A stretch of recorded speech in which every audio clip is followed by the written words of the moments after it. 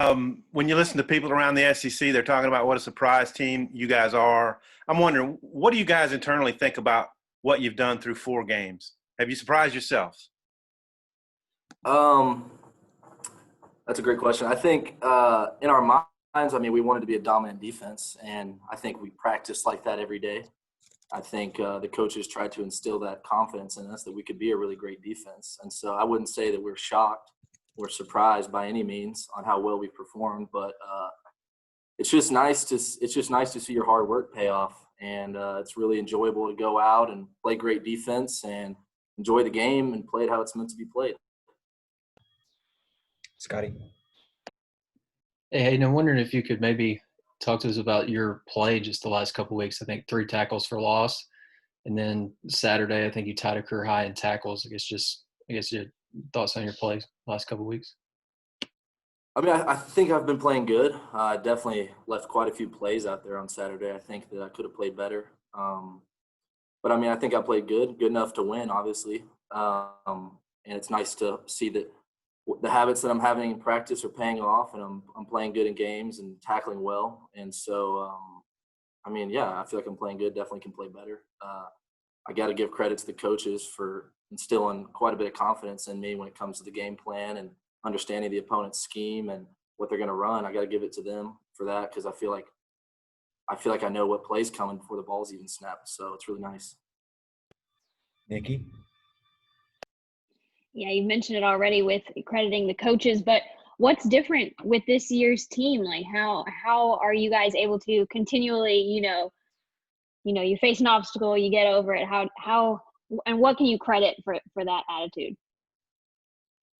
I just think everyone's so fed up. We're so tired of being Arkansas, the bottom feeder, and I think it's been great getting to win some games, to realize that, wow, we have talent on this team, and we have guys that can play really well at a high level, and it's just really like some camaraderie on the team. I mean, we got guys making a lot of plays, and we're feeding off each other and doing a lot of good things.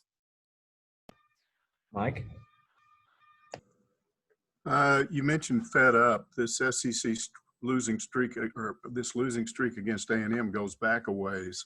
Do you feel like you guys are better equipped to deal with them this year? I mean, there've been a lot of those games have been lost defensively late. So just react to that. They're a well-coached team, playmakers at every position. So we just need to – we need to do our jobs. All 11 people have a job, and we get that done, and we can play with anybody. We just got to play our game and play the best of our ability. Brandon. Hey, Hayden, I was just wondering, when it comes to the Barry Odom and what he's been able to instill in you guys, not just with the plays and the scheme, but what's he like as a person that has maybe made you guys believe and be playing at such a high level on defense? Well, he's just really easy to talk to, and you can credit that to him being a former head coach. He just knows how to relate to his players, and he's a very approachable person. You can go up and cut up with him before practice, have a couple laughs with him. He'll tell a few stories. A very funny person, and then when it's time to get serious, let's get down to some ball here. But he's just extremely passionate about the game. You can tell. He lives and breathes for some football. And when you have a coach leading you in a battle like that, there's nothing else you can do except for rally around him. Otis.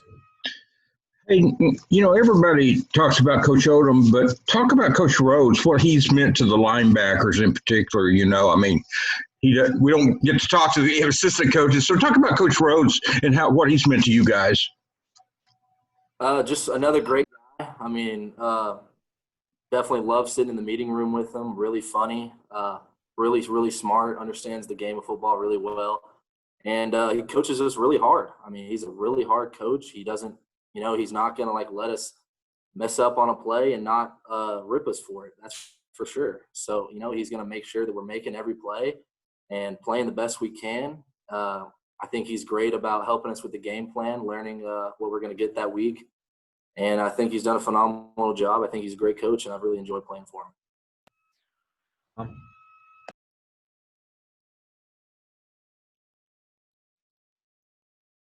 I got a couple things. One, Grant Morgan said after the game that you guys want to be the team that kind of sets the template for how teams defend people. And then we saw that with the Mississippi State defense you guys played and how teams have adopted that.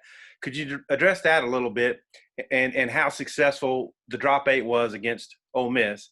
And then secondly, what have you seen from Grant Morgan, playing with, his arms hurting and going out there and doing what he did the other night?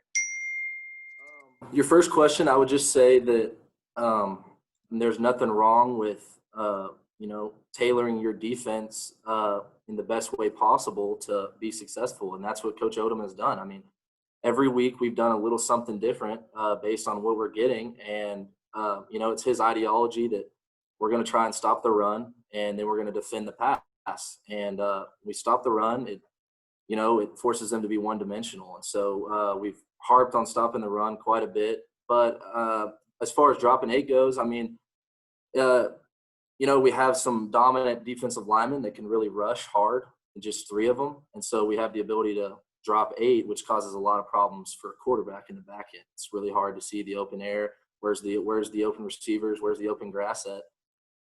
So it's been beneficial for us. And then you add in some pressures every now and then, and it can cause a lot of havoc. But as far as Grant Morgan goes, oh gosh, Grant's got a lot of praise. He's gotten a lot of praise this weekend. He's gotten a lot of praise, and he's deserving of it. I mean, I didn't know how well he played because I was out there with him. You lose track of the plays, and then I go on ESPN after the game, and he's got 19 tackles and a sack and a pick 6, and I'm just like, good Lord, I mean, this is unbelievable. And so, I mean, I texted him after the game, good job. But Grant's just, he's the general. He's on the field. He's making all the calls.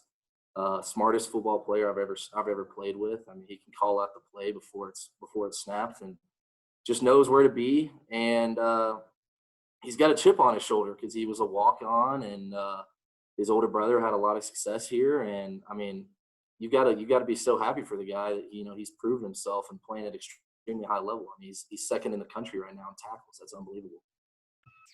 Scotty. Yeah, Hayden, just going back to Coach Rose for a second, could you detail, I guess without giving the goods away, could you detail how Coach Rhodes exactly gets you guys so prepared at the linebacker spot? Well, I mean, it's the whole defensive staff, I mean, they come up with the game plan, and then Coach Rhodes is the one that relays it to us. So, they're in the staff room meeting about what kind of defense we want to run to stop what they're doing. And Coach Rhodes is just he's a great teacher. I mean, that's what you are. And you're a coach, you're a teacher, you're a professor. And, we're in the classroom with him, we're his students, and he's teaching us the best way he can. I mean, like I said, he's tough on us. And, I mean, I love that. I don't want a coach that's going to go out to practice and baby me every day. I mean, he pushes us like no other. And he's made me quite a bit of a better football player. So I got to give it to him. Nikki. You guys get to take things a little bit easier this week, I think, from what I understood from what Pittman said.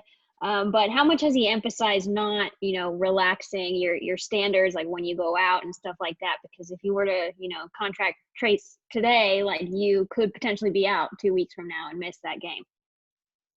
Yeah, I mean, it's dangerous. COVID's very real. Coach Pittman says that all the time. And, it's important to be safe and cautious, but at the same time, we're college students, we're young adults, we have lives outside of football that we like to enjoy as well. So, I mean, you're not going to find me in my apartment all day.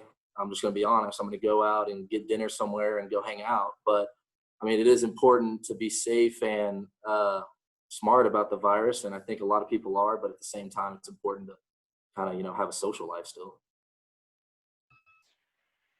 Mike.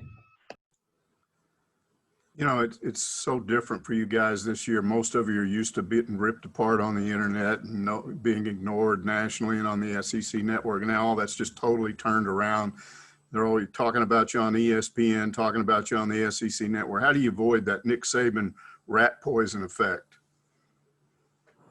I just think we've seen so much of it for the past however many years that it's the good stuff hasn't really outweighed the bad stuff yet. I think a lot of us are still kind of under the impression that, you know, we haven't really done enough to prove ourselves yet. We still have quite a bit of a chip on our shoulder. I mean, we had 2 or 3 years of terrible football, and now that, you know, things are clicking a little bit and we're playing some better ball. I don't think that necessarily means that we're listening to social media more. I think we're definitely excited to get wins, and it's nice to see people, you know, tweeting nicer things about you for sure. Because there's nothing worse than losing, getting freaking ripped on Twitter. I'll tell you that right now. That's terrible. So it is nicer to see people tweet good things at you, but I think everyone's still very hungry to keep proving people wrong. Brandon? Yeah. When did you feel the confidence building in yourselves that you thought you could not only win a game this year, but your defense could be what wins the game for you, if you know what I mean?